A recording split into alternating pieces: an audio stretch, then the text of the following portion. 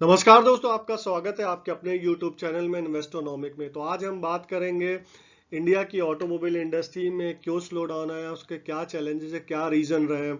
तो चलिए स्टार्ट करते हैं। जो पहला सबसे प्रमुख कारण है रूरल डिस्ट्रेस है और अर्बन बाइंग जो है, जो शहरी इलाके वहां पे लोगों ने अपना जो बाइंग डिसीजन उसको पोस्टपोन किया। तो चलिए पहले रूरल डिस्ट्रेस के बारे में बात करते हैं। तो जो हमारा ग्रामीण भारत है, आज भी लगभग 65 से 70% जो पॉपुलेशन है इंडिया की, वो गांव में रहती है, ग्रामीण में रहती है। और वहां पे हमने देखा है आफ्टर 2018 जो रूरल इकोनॉमी में डिस्ट्रेस आया, उसके दो तीन रीजन ऐसे रहे थे। जो इंफ्रास्ट्रक्चर इंडस्ट्री थी वहां पे हमने देखा कि स्लो डाउन हो गया था, क्योंकि जो डेली वेजेस वर्कर हैं वो ग्रामीण भारत से आते हैं और उसकी वजह से जो ओवरऑल इनकम रहा था, हाउस होल्ड इनकम रहा था ग्रामीण भारत का, उसमें कमी आई थी। और अगर आप देखें, चाहे वो हीरो मोटोकॉर्प हो, मारुति हो, इनका एक अच्छा खासा जो सेल्स है वो रूरल इकोनॉमी से आता है। साथ ही साथ जो ट्रैक्टर की बिक्री होती हो, चाहे वो महिंद्रा एंड महिंद्रा हो, एस्कॉर्ट्स हो, तो इनका जो ट्रैक्टर का सेल्स आता है वो भी ग्रामीण भारत से आता है और काफी अच्छे लेवल पे इनका सेल्स होता है। आई थिंक अगर मैं गलत नहीं हूँ तो हीरो मोटोकॉर्प जब अपने पीक पे था तो लगभग 6 से 7 लाख व्हीकल वो मंथली सेल करते थे। तो आप इससे अंदाजा लगा सकते हैं आज की डेट में वो गिर के लगभग 3 लाख या 3.5 लाख गाड़ियां हो गई हैं पर मंथ उनकी। सो ये एक बहुत बड़ा कारण रहा है जिसकी वजह से ऑटोमोबाइल इंडस्ट्री में काफी पेन हो गया है। अब जो शहरी इलाके वहां पे देखिए, लोगों के पास पैसे हैं, बाइंग पावर है, बट लोगों ने अपना डिसीजन पोस्टपोन कर दिया। अब डिसीजन पोस्टपोन करने के दो तीन रीजन है। हमने कोविड की लहर देखी, जो 2 साल कोविड का हमने प्रकोप झेला। उसके अलावा कहीं ना कहीं जो शहरी इलाके हैं वहां पे जो सैलरी क्लास पीपल है, जो मिडिल क्लास पीपल है, उनको लगता है कि इकोनॉमी में अगर कुछ प्रॉब्लम हुई है, स्लो डाउन आया, तो they should save the money for the rainy season. इसलिए उन्होंने अपना, चाहे वो बाइक का डिसीजन हो चाहे कार का डिसीजन हो, उसको पोस्टपोन किया हुआ है।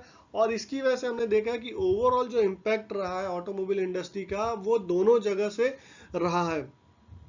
अब कोविड 19 हमने 2 साल झेला हुआ है, इसने बहुत हद तक ऑटो इंडस्ट्री की कमर तोड़ दी। अब इसके कई रीजन हो गए, जैसे 2 साल हम जो लॉकडाउन में थे वो डिमांड ड्रास्टिकली काफी ज्यादा रिड्यूस हुआ, क्योंकि आप देखिए एक मोबिलिटी की चीजें, अगर हम घर से निकल नहीं रहे, हम सर्विस पे जा नहीं रहे, वर्क फ्रॉम होम का कल्चर है, तो वहां पे जो नई डिमांड आनी थी वो डिमांड तो आई नहीं। उसके अलावा अगर 2 साल आप व्हीकल चलाते, चाहे वो बाइक थी, कार थी, या ओला या उबर जो भी था, वो अगर चलते तो वियर एंड टीयर होते थे। उसकी वजह से जो रिपीट डिमांड होती थी, जो रिप्लेसमेंट डिमांड होती थी, वो नहीं आ सकी कोविड की वजह से। और कोविड ने ऑल्सो इकोनॉमी पे स्ट्रेस डाला, बहुत सारे लोगों की जॉब गई, पे कट हुआ।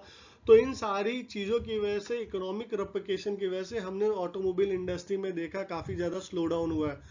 थर्ड पॉइंट जो रहा है, ये हमने देखा कि बैंक का जो स्ट्रेस एसेट्स रहा है वो काफी ज्यादा हुआ। अब इसका जो डायरेक्ट और इनडायरेक्ट कोरिलेशन है मैं आपको समझाता हूँ।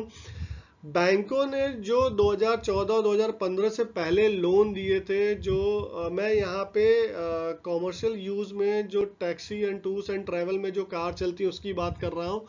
वहां पे बैंकों ने अगर 10 लोन दिए थे, उसमें से 7 लोगों ने या तो लोन रीपे नहीं कर पाया या कहीं ना कहीं उन्होंने डिफॉल्ट किए।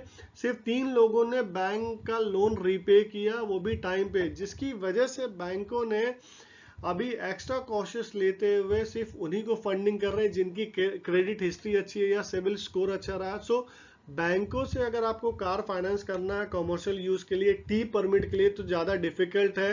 हाँ, अगर आप अपनी पर्सनल यूज के लिए कर रहे हैं और आपकी क्रेडिट हिस्ट्री है तो आपको इजिली मिल सकता है। हाई इनपुट कॉस्ट और चिप शॉर्टेज, अगर आप देखें, ये टॉक ऑफ द टाउन रहा है सारी ऑटोमोबाइल इंडस्ट्री के लिए। आफ्टर कोविड अगर देखें तो सारी कमोडिटी की प्राइस बढ़ गई हो, चाहे स्टील हो, मेटल हो, एल्युमिनियम हो, रबर्स हो, प्लास्टिक हो। तो इसकी वजह से, क्योंकि ये सारे इनपुट इनपुट आइटम होते हैं, रॉ मटेरियल होते हैं जो यूज होते हैं ओईएम्स में, ऑटोमोबाइल इंडस्ट्रीज में। सो जो ऑपरेटिंग कॉस्ट होता है वो कंपनी का बढ़ गया। और हमने देखा है कि पिछले 2 सालों में ये सारी कंपनियों ने बहुत सारे रेट हाइक लिए हैं। अब एक छोटा सा एग्जांपल दूं, 2014-15 में जो वैगनार मुंबई में आती थी सीएनजी वाली, वो लगभग 4,75,000 की आती थी, और आज की डेट में अगर मैं गलत नहीं हूं तो 6 लाख रुपए की आ रही है, यानी 1,25,000 रुपए का देखिए कॉस्ट में एडिशन हो गया। और हम देखते हैं हर 4 से 6 महीने में 8 से 10%, चाहे मारुति हो, टाटा हो, महिंद्रा हो, अपनी गाड़ियों के दाम बढ़ाए जा रहे हैं। और टू व्हीलर में हीरो मोटर हो, बजाज ऑटो हो, ये सारे अपने कॉस्ट बढ़ाए जा रहे हैं।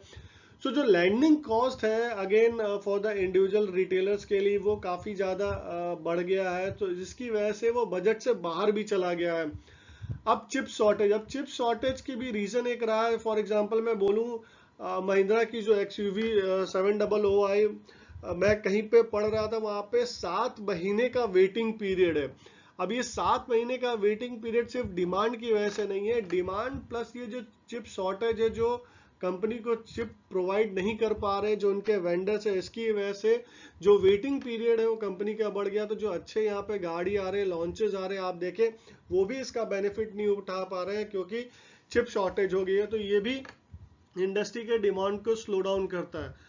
अब जो सर्टिफाइड कार्स और जो बाइक का चलन आया है, यानी यूज्ड कार या यूज्ड बाइक का जो चलन आया, वहां पे हमने देखा है कि जैसे मारुति की ट्रू वैल्यू हो गई और बाकी सारी कंपनियां, कार ट्रेड हो गई, ये कंपनियों की आने की वजह से अगर आप देखें जो ये मार्केट है काफी ज्यादा ऑर्गेनाइज्ड हो गया है। और मारुति की ट्रू वैल्यू तो अपनी गाड़ियों पे वारंटी भी देता है, तो ये as a end user peace of mind हो जाता है कि मुझे यूज्ड कार पे भी वारंटी मिल रहा है।